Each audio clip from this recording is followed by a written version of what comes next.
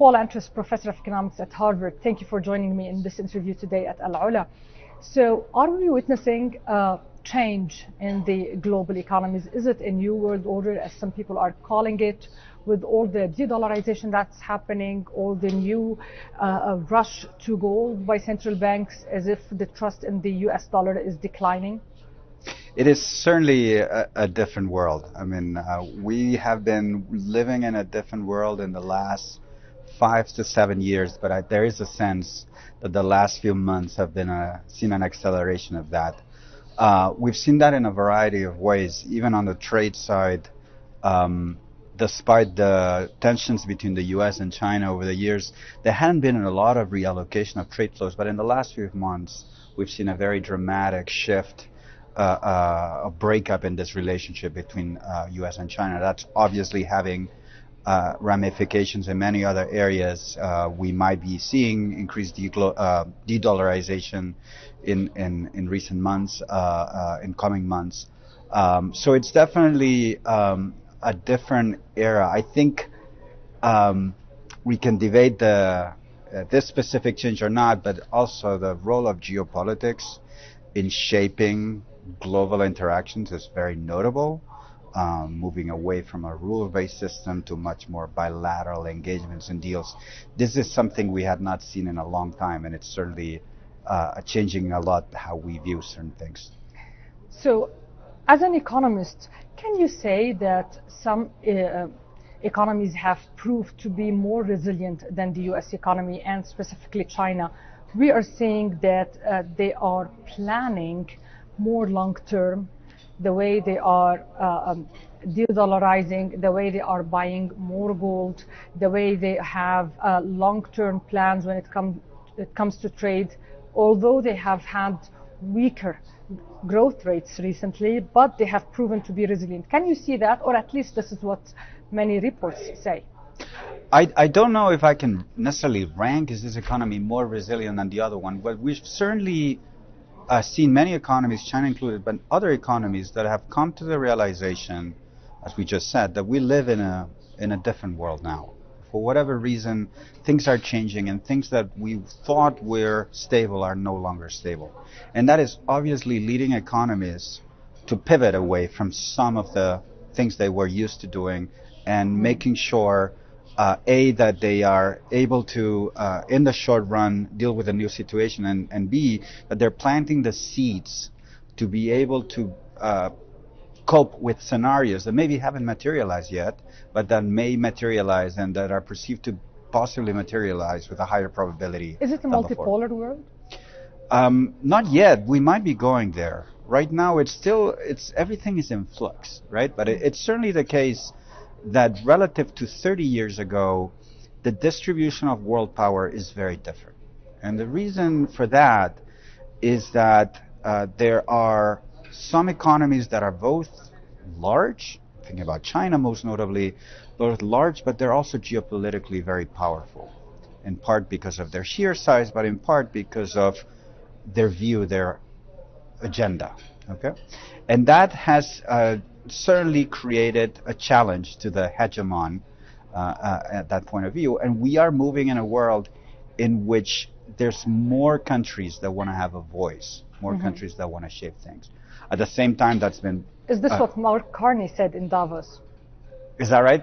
Yeah, because he talked about more countries should have a voice. Oh, I see. And more That's countries should be in middlemen. He talked about this concept. I think that this is a situation where if countries have views, they want to have an imprint in global affairs, I think they're much more likely to be listened now than in the past. And that's, again, because of the changes by balance of power, and because the U.S. economy, which had been the hegemon for many decades, has purposefully retreated from this role. Did it fail? Do you think it failed? Did it fail? I mean, a country that pays to sustain its debt, that pays for its debt, to service its debt, more than it pays for its defense, and more than it pays for Medicaid and Medicare, can we say that it has, I wouldn't say failed, but it has not, progressed? It has retreated. I'm not so sure. I would say I'm not sure we have an awful lot of evidence to substantiate that claim. We can debate whether we are not seeing more signs of this because of confounding factors like the growth of AI, which has been a very big shock, positive shock. We certainly see that in stock market valuations. But the economy, the U.S. economy, is certainly is not showing an awful lot of signs of decadence or anything like that. It is true that there are other things, however, that are less tied to economics, but in the long run can have an impact on economics that are very much changing. The U.S. is following an isolationist approach. It doesn't want to trade with the rest of the world as much as it did in the past. And that obviously in the long run, and institutional erosion of different types, that in the long run will have an impact on the economy. But it's too early to tell. So can we say the retreat of the U.S. Economy to the back, is it because of policies taken by the Trump administration, or is it mostly because of those policies when it comes to trade and to big spending bills and everything, and pressuring the Federal Reserve? Is it more because of local policies or more of global factors?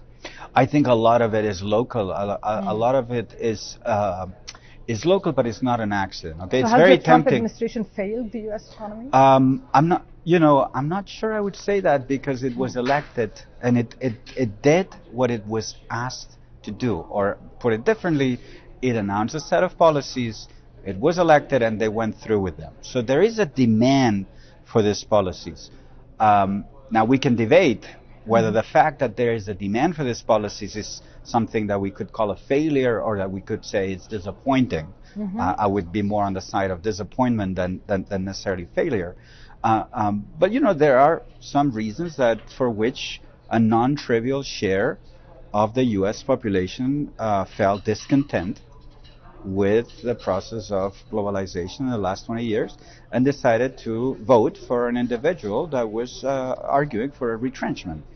And in that sense, he succeeded in pleasing his audience. That audience. Yeah. But obviously, from a global perspective, I think a lot of what's happened in the last few years and months, especially, is troubling. Yes. A lot of resentment from the other countries and other economic blocs, right?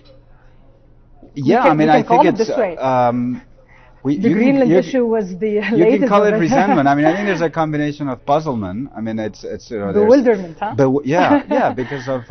Because there's economic aspects, and then there's aspects of diplomacy, of foreign affairs, where they're being conducted in a way that is very foreign to many diplomats. So I think that is certainly a justified reaction. Yeah. Are you, as an economist, are you concerned about Mr. Warsh coming into office after Mr. Powell leaves office as the chair of the Fed? Are you concerned that he's going to be a man of QT, although Mr. Trump wants someone who's more dovish? It's hard to tell. I think his record is a little bit mixed. I've heard very different views on what he wants to do, so it's a little bit hard for me to judge this. I think relative to other candidates that were on the mix, I think there was a general sense that this, many people welcomed this appointment.